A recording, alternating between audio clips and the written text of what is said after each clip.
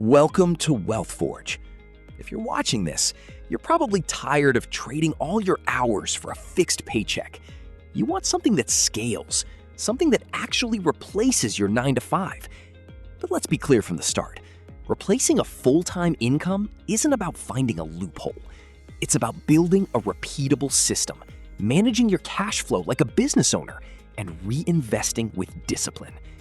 Today, I'm breaking down 5 side income models with low barriers to entry, real demand in the 2026 economy, and clear paths to scale.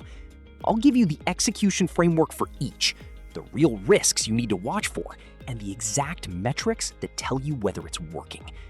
This isn't financial advice, but it is a practical blueprint. Let's get into it. Before we look at the 5, we need to ground this in reality. The macro environment in 2026 is shaped by normalized interest rates, widespread AI integration across small and mid-sized businesses, and a global gig economy that's now tracked at over $450 billion. Small business formation remains strong, but competition is tightening. When I say no experience needed, I mean you don't need a specialized degree or upfront capital. You do need structured learning, consistent execution, and the patience to treat this like a real business. Most people who successfully transition out of traditional employment spend 18 to 36 months building, testing, and optimizing. It's a marathon, not a sprint. Number 1 is AI workflow automation for small businesses. Most local companies know they should be using AI, but they don't have the time or technical bandwidth to actually implement it.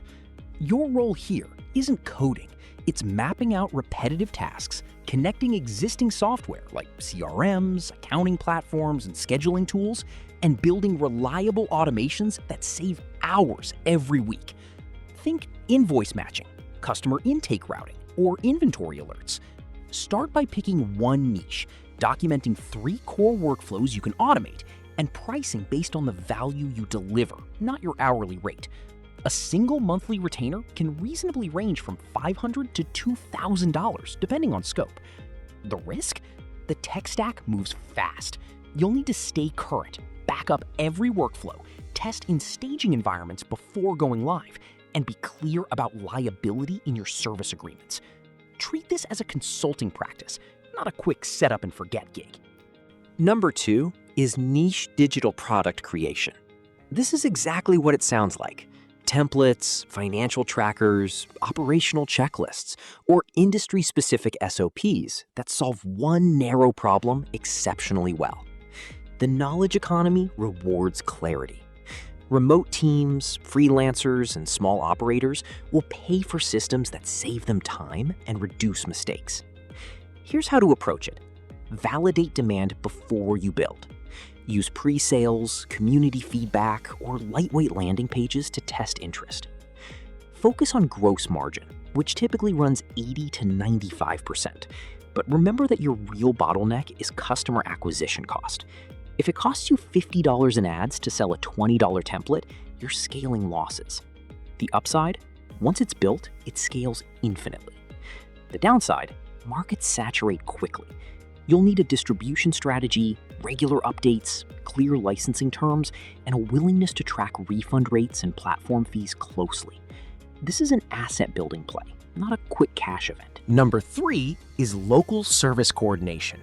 You're not the one doing the physical work. You're managing the business behind it.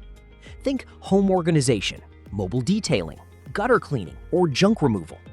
Your job is to find reliable contractors, verify their insurance, set clear service level agreements, handle client communication, and optimize routing and pricing. Price with a 25 to 40% gross margin after paying your subcontractors. Use scheduling software and a simple CRM to keep admin friction low. Start hyper-local, validate demand in a small radius, and systematize before you expand. The risk here is real: liability exposure, compliance with local regulations, and cash flow timing. Always collect payment up front, pay contractors upon verified completion, and carry general liability coverage. This model scales with systems and delegation, not by adding more hours to your week.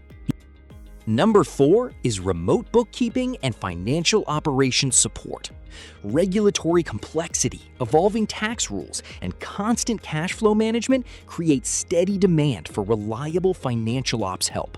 Modern tools handle receipt capture, bank feeds, and basic reconciliation automatically, which means you can focus on categorization accuracy, reporting, and helping clients understand their numbers. Learn core accounting principles, master one platform deeply, and offer monthly packages that include transaction cleanup, financial statements, and basic KPI tracking. Position yourself as an operational partner, not just a data entry role. The non-negotiables here are data security and compliance. Use secure portals, enable multi-factor authentication, maintain clear scope boundaries, and avoid crossing into unauthorized tax advice. Client concentration is a real risk, so diversify early and build a referral pipeline. This is a stable, recurring revenue model that compounds as you gain experience and trust. Number 5 is niche e-commerce reselling with fulfillment optimization. This isn't traditional dropshipping. It's data-driven sourcing of B2B surplus, overstock, or category-specific liquidation, paired with dynamic pricing and lean inventory management. Track your inventory turnover, days sales outstanding, and gross margin after all platform and shipping fees. Use repricing tools, focus on high-velocity SKUs, and avoid overstocking. Start small, validate sell-through rates, and only scale purchase volume once your cash conversion cycle is predictable. The risks are straightforward. Shipping cost volatility, platform policy changes, and margin compression can wipe out profits quickly. Maintain a cash reserve equal to at least one full inventory cycle and never finance inventory with high-interest credit. Treat this as a working capital business. It requires discipline, not luck. Here's how WealthForge approaches this long-term. Measure what actually matters. Track your customer acquisition cost, lifetime value, gross margin, and your personal time return on investment.